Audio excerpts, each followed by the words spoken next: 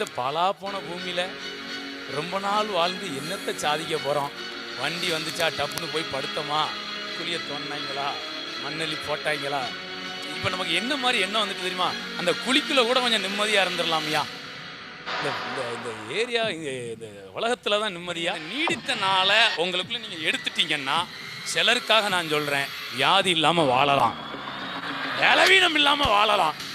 ஏங்க உங்கள் வீட்டில் நீங்கள் வியாதி இல்லாமல், நீங்கள் பலவீனம் இல்லாமல் வாழ்ந்தீங்கனாலே நீங்கள் மிகப்பெரிய கிஃப்டாக இருப்பீங்க.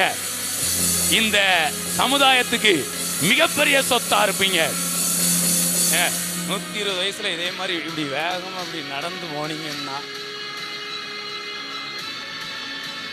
இந்த ஊர் உலகம் உங்களை பார்த்து ஆச்சரியப்படுமா, ஆச்சரியப்படாதா? இப்படி நடக்க எத்தனை பேர் ஆசைப்படுறீங்க 120 வயசுலையும்? ஏங்க 120 வயசுலையும் பைபிளை இப்படி வச்சுக்கிட்டு, அவர் தம்முடைய 12 சீசரை வரவழைத்து சகல பிசாசையும் துரத்தவும் அப்படின்னு இப்படி வாசித்தீங்கன்னா, டீக்கடையில் உட்கார்ந்து 120 வயசுல நீங்க கண்ணாடி போடாம பேப்பரை வாசித்தீங்கன்னா, நீங்க சுவிசேஷத்தை பறைசாற்றுகிறீர்கள். கேட்பாங்க, ஐயா 120 வயசுலயே நீங்களும் உயிரோட இருக்கீங்க, உங்க கண்ணும் உயிரோட, அப்படி அதாவது அப்படி அப்படி சொன்னா எப்படி இருக்கும்? அப்ப சொல்லணும், சுவிசேஷம், நாங்கள் ஆராதிக்கிற தேவன் நீடித்த நாட்களாய் என்னை திருப்தி ஆக்கி கொண்டிருக்கிறார். அக்கா நீடித்த நாளா வாழ்ந்துக்கிட்டு யாரு வந்திருக்கா அப்படிங்க விடாது.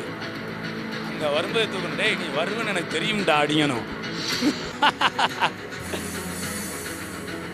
சில தீர்க்க தரிசியில் இருக்காங்க பார்த்தீங்களா, அங்கே காது பயங்கரமான காது, பாம்பு தோத்து போயிடும்.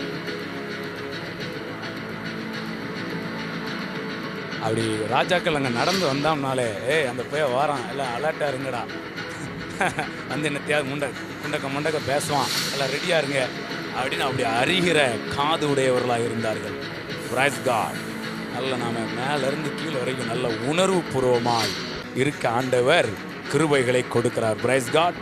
ஒரு வசனம் வாசிக்கலாம். ரோமர் 8ஆம் அதிகாரம் 23 இந்த ஒரு வசனம் வாசித்து முடியலாம். அதுவும் அல்லாமல் ஆவியின் முதற் பலன்களை பெற்ற, இந்த முதற் பலன் என்ன தெரியுமா? ஆத்தும மீட்பு. அதை பெற்ற நாமும் கூட நம்முடைய சரீர மீட்பாகிய புத்திர சுவீகாரம் வருகிறதற்கு காத்திருந்து நமக்குள்ளே தவிக்கிறோம். Price God.